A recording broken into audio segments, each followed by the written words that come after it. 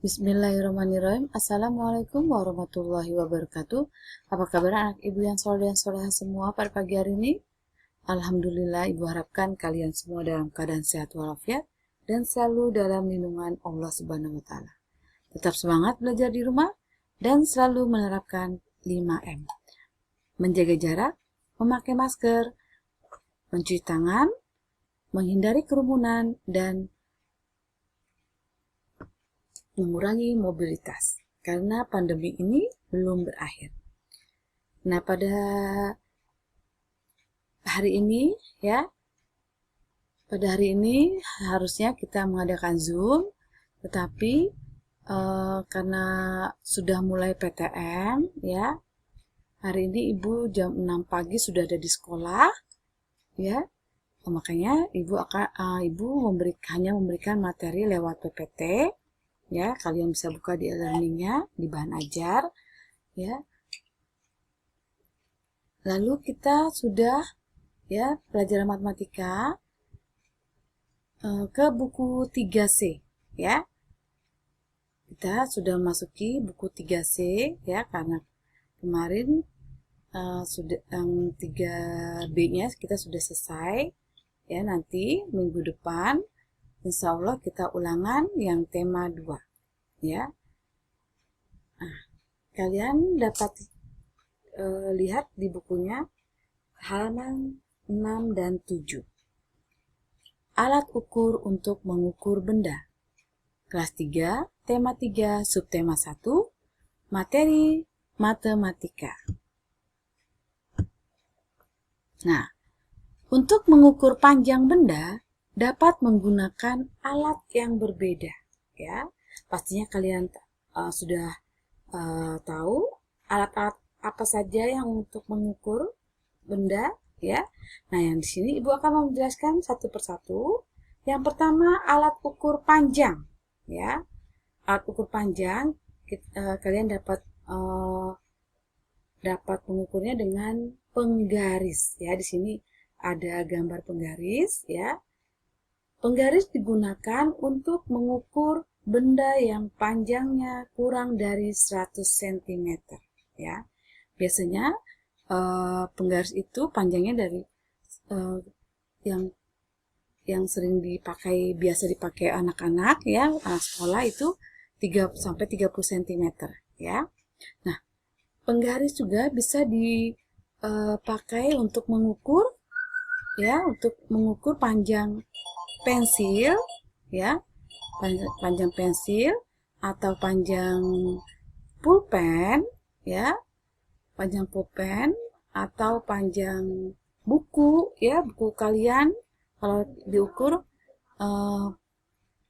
memakai alat ukur memakai penggaris, untuk mengukur panjangnya berapa, Nah, terus penghapus. Nah, penghapus juga bisa diukur dengan penggaris, Nah, ini adalah contoh dari pengukuran dengan menggunakan penggaris, Misalnya panjang pensil ini, kita lihat di sini gambar ini berapa sentimeter panjang pensil ini? Di sini dari angka 0, diletakkan dari angka 0 sampai ujung pensil, Dia sampai ujung pensil ini ada berapa? Ada berapa sentimeter? Nah, di sini kita lihat 17 cm, Nah, lalu yang pulpen, pulpen. Nah, di sini ada gambar pulpen. Coba kita lihat pulpen ini panjangnya berapa sentimeter? Di sini ada 14 cm, Nah, di situ di gambarnya, di gambarnya itu di buku kalian, Ayo berlatih, coba kalian lihat, yang di halaman 8, tulis hasil pengukuran benda-benda pada gambar berikut. Nah, di situ ada pengukuran gambar penghapus, Penghapus itu bisa kalian lihat. Di situ penghapus berapa sentimeter? 6 cm, 6 cm lebih ya. Nah, bisa kalian bulatkan ya. Kalian bulatkan angkanya. Kalau 6,2 cm, 6,3 cm ya, itu masih 6, ditulisnya 6 cm saja ya. Tetapi kalau sudah lewat dari misalnya ya 29,7 cm, itu ditulis 30 cm ya, dibulatkan. Jadi kalau yang mendekati lebih dari 5 ya, yang misalnya angkanya lebih dari 5, itu dibulatkan menjadi misalnya di situ ada 14,6 cm ya. Kalian bisa bulatkan menjadi 15 cm. Tetapi kalau kurang dari 5 ya, misalnya 14,4 cm, 14,4, 14,3, kalian bulatkan menjadi 14 cm. Ya, seperti itu ya. Nah, yang kedua adalah meteran pita ya. Di sini ada gambar kedua adalah meteran pita. Nah, meteran pita ini biasa digunakan oleh penjahit atau digunakan penjual kain untuk mengukur kain ya. Meteran pita dapat mengukur kain panjangnya hingga 150 cm ya. Nah, ini adalah gambar meteran pita. Pastinya ibu kalian di rumah ada yang punya meteran pita ya. Ini biasanya digunakan untuk para penjahit untuk mengukur berapa panjang lengan kita, terus berapa panjang dada kita, berapa besar panjangnya panjang pinggang kita gitu ya. Biasanya banyak dipakai untuk para penjahit atau penjual kain ya, untuk mengukur kain. Nah, yang ketiga adalah meteran saku ya.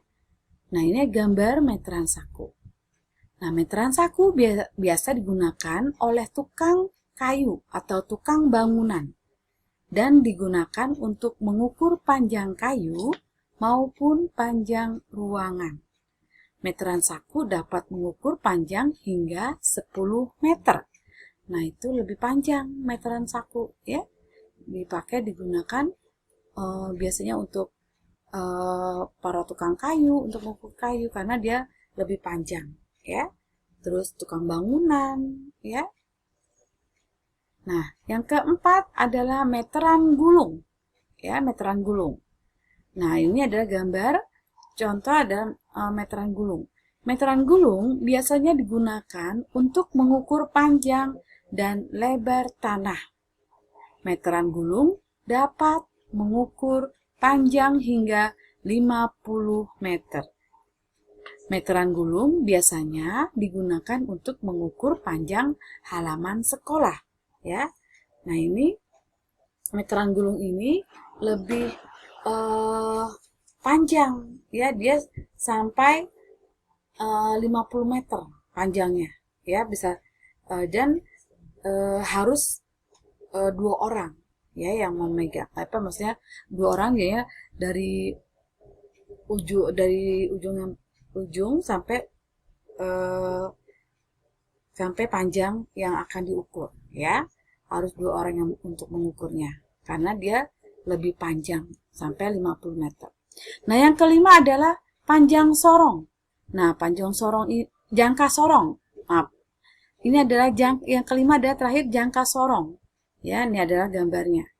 Nah, jangka sorong biasa digunakan peneliti untuk mengukur panjang benda yang kecil, garis tengah benda berbentuk bundar atau kedalaman lubang, ya. Nah, ini biasanya digunakan oleh peneliti. Jadinya hanya digunakan untuk penelitian-penelitian, ya. Nah, nanti penugasannya kalian lihat di KI 3 ya, Nak ya. Di KI 3 kalian lihat penugasannya halaman 6 ya dan halaman 8 ya. Halaman 6 dan halaman 8 dan halaman 9 ya. Nah, kalian Ibu tugaskan ada 3 tugas ya nak ya. Ada 3 tugas yaitu halaman 6, halaman 8 dan halaman 9.